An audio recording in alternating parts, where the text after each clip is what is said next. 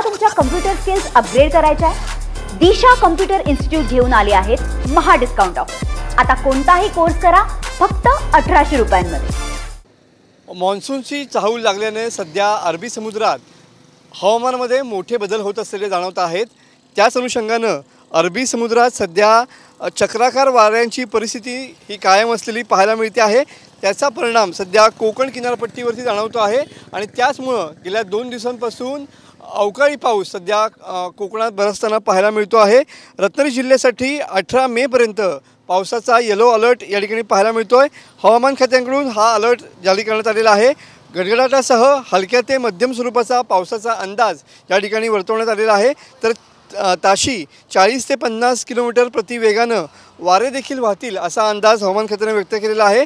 कोकण किनारपट्टीवरती सध्या या विचित्र वातावरणामुळे मासेमारी सुद्धा या ठिकाणी ठप्प झालेली पाहायला मिळते आहे। अनेक बंदरात सध्या मासेमारी नौका या उभ्या असलेल्या पाहायला मिळतात, कारण खोल समुद्रामध्ये चक्राकार वेगवान वारे या ठिकाणी असल्यामुळं या ठिकाणी ही परिस्थिती पाहायला मिळते आहे। 18 मे पर्यंत सध्या हीच परिस्थिती कोकण किनारपट्टीवरती जाणवणार आहे।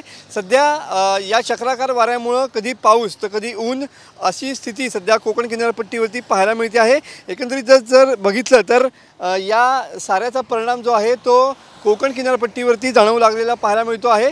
सध्या मोठ्या प्रमाणात या ठिकाणी तापमानामध्ये वाढ देखील झालेली पाहायला मिळते। तर दुसरीकडे संध्याकाळनंतर अवकाळी पाऊस देखील कोकणवासीय अनुभवताना पाहायला मिळत आहेत।